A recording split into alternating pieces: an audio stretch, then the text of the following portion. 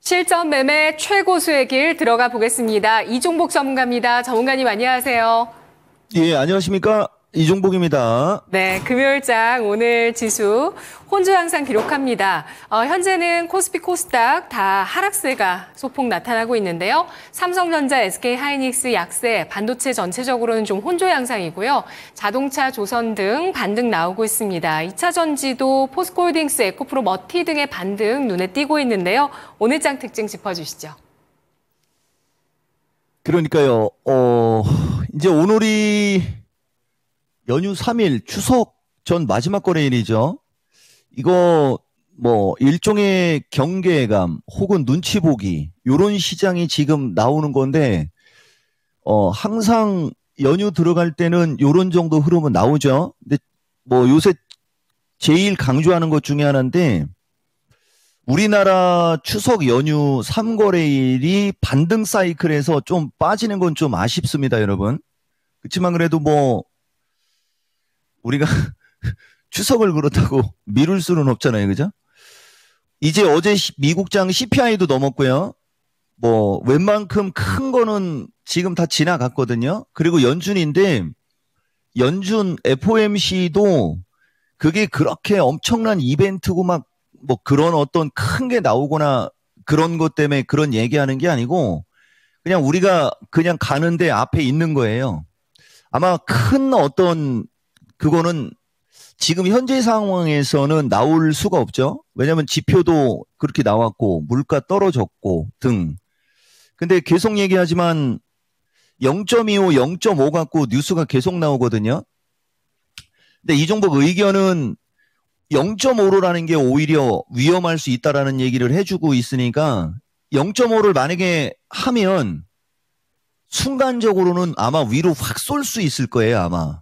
그러다가 이제 기사가 나오고 이런저런 기사 나오면서 변동성이 나올 수 있고 0.25 정상적으로 하고 그냥 뭐 이런저런 얘기하고 기존처럼 지금 미국장은 그렇게 움직일 걸로 반영이 되는데 기사는 반대예요. 기사는 0.5 기사가 많이 나오는데 일단 이종복 의견은 그런 의견 여러분들한테 좀 줬고 우리 고메라 랭커가 어제 없었어요. 보세요, 여러분. 어쨌든 나스닥이 나는 19,000, 19,250을 뚫고 계속 올라갈 거를 장담을 못한다라고 했던 그 가격에서 지금 벌써 19,000으로 따지면 400이 더 올라간 거고 19,250으로 따지면 한 200 이상이 지금 올라와 있거든요. 이거 이제 요거만 뚫어버리면 차트가 완전 바뀌어버려요, 여러분. 대신 이거는 차트 설명하는 거예요. 이게 고점에 이중바닥이 돼가지고 이 새로운 세상이 열리기 때문에 신고가도 나온다 얘기할 수 있고 막 이쪽 방향을 얘기할 수 있는 그림이에요. 이거를 넘어가 버리면. 거꾸로 얘기할게요. 기존에 이번 주 월요일이었죠. 이 그림은 이거는 누가 봐도 이렇게 하락 N자로 이쪽으로 빠지는 그림이에요. 이런 데가 변곡점이라고 그러는 거죠. 여기가 18,400 플러스 마이너스 대에서 이종복은 여러분들한테 18,750에서 19,000까지는 장담, 올라가는 거 장담해 준 거. 요런 얘기 해 줬으니까 잘 참고하되 이 상황으로 지금 현재 나와 있는 이 상황으로는 이번 연준에서 되게 위험한 어떤 변동성은 일단은 나오지 않을 것 같은 그런 그림이다. 여러분들한테 요 얘기 해준 거고 그 다음에 이번에 엔비디아 그 사장 그 사람이 참 큰 역할을 했죠. 지금 보면 엔비디아도 이런 기술적인 특징에서 이렇게 121선을 확 깨버리고 나서 이런 특징에서 이렇게 만들어 놓는 것도 이것도 사실 쉽지는 않은 거거든요. 다만 계속 얘기하지만은 엔비디아는 아직도 요 테두리 안에 있는 거 요거는 좀 여러분들이 좀 체크를 좀 하셔야 돼요. 이렇게 되면은 엔비디아가 다시 130달러. 그러면 미국장은 다시 전고점. 그러면 나스닥 박스권 얘기한 거하고 딱 떨어지죠, 여러분. 이 되게 중요한 얘기예요. 그래서 미국장은 그냥 양호하다. 그렇죠? 요 얘기 한 건데 우리나라는 이제 그거에 비해서 눈탱이가 밤탱이가 됐어요. 나스닥을 가지고 따지면 우리나라도 지금 정도면 353에서 360 정도는 줬어야 되는 거거든요. 요게 지금 우리가 손해보고 있는 손해영 팀장이 아니고 억울한 부분이에요. 근데 이 억울한 부분이 결국은 삼성전자, 하이닉스가 급락이 나온 요 부분 플러스 반도체가 전체적으로 약한. 그래서 이거를 이거 너무 크다, 그죠?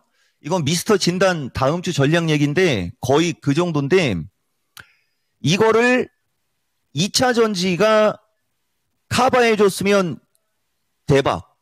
근데 2차 전지하고 다른 거하고 나눴어요. 나눠 먹었다라고 보시면 돼요.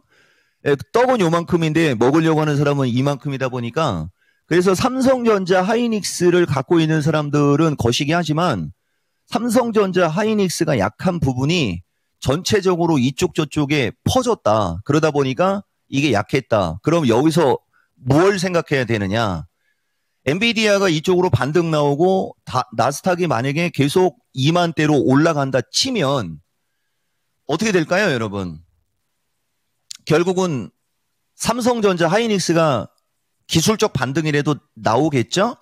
예, 그런 거 한번 여러분들이 잘 참고하세요. 그래서 해외 시장 강세, 국내장은 양호로 얘기해서 어제 CPI도 넘었고 뭐 이런저런 얘기해드렸고 우리나라는 그러니까 이제 연휴 전 경계감 아니면 눈치 보기 뭐 이러다 보니까 섹터별로 이제 종목들이 강해요. 섹터별로 종목들이 강한 거 중에 야, 근데 진짜 삼성전자 그죠? 이건 좀 방송하면서 이거 3,000%로 빠지면 안 돼요. 대신 하이닉스가 어제 급반등 나오기 전에 이 개파락 나오고 왔다 갔다 하다가 올라갔기 때문에 삼성전자도 하반기 경직성 정도는 기대는 되는데 이게 여기가 언더슈팅이라고 우리가 표현을 하는 거거든요. 67,500원 이하는 언더슈팅인데 이걸 깨버리니까 프로그램 아니면 외국인 매도도 마찬가지예요. 이렇게 해서 이런 목표치가 있다 보니까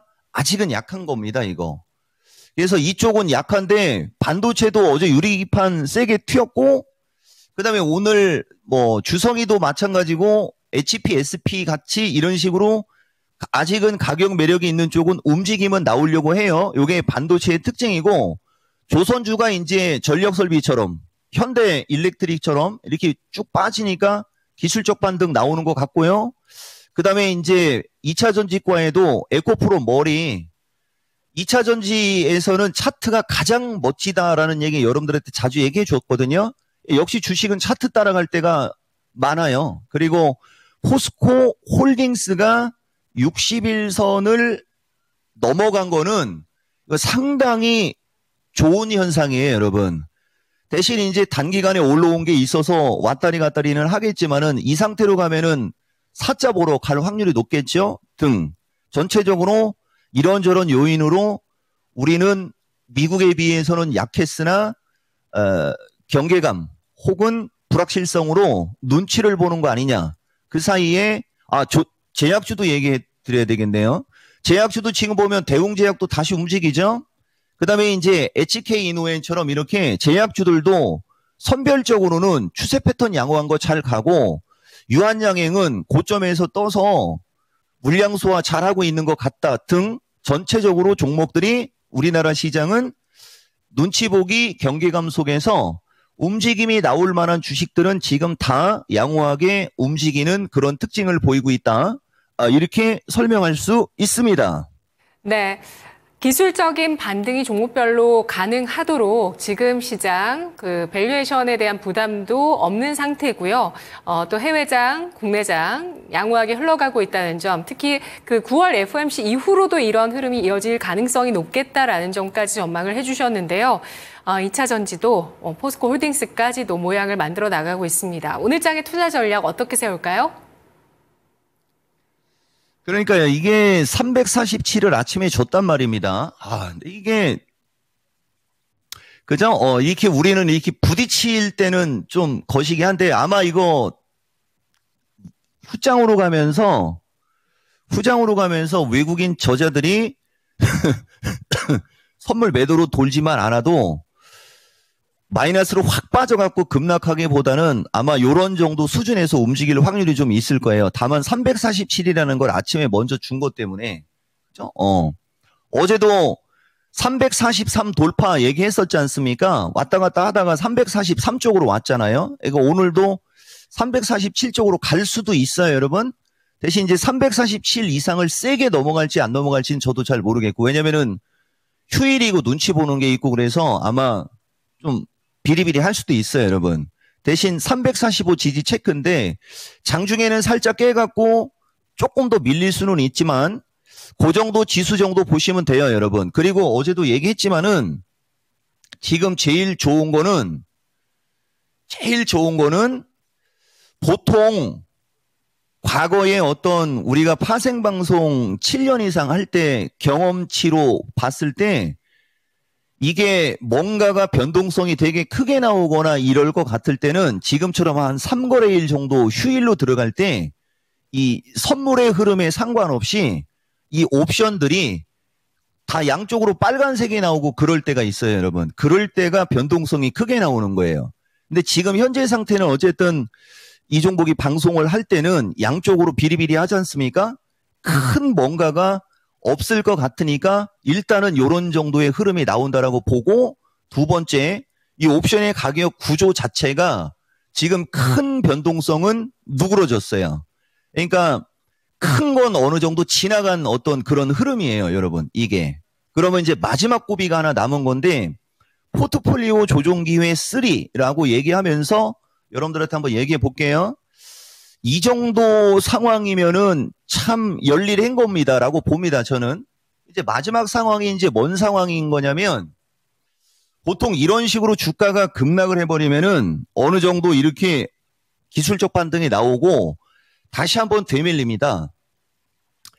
이제 다시 한번 되밀릴 때 이제 기존에 찍혔던 저점 막 이런 거를 깨지 않는 선에서 딱 모양을 만들어 놓고 이 추세를 딱 돌파를 하면 그때 에너지가 위로 팍 표출되고, 그 다음에 여기서 왔다리 갔다리 하다가 그 기존에 찍혔던 저점들이 탁 깨지는 순간 아래로 이렇게 큰 변동성이 생기게 되는 게 특징이거든요. 이런 상황에서는.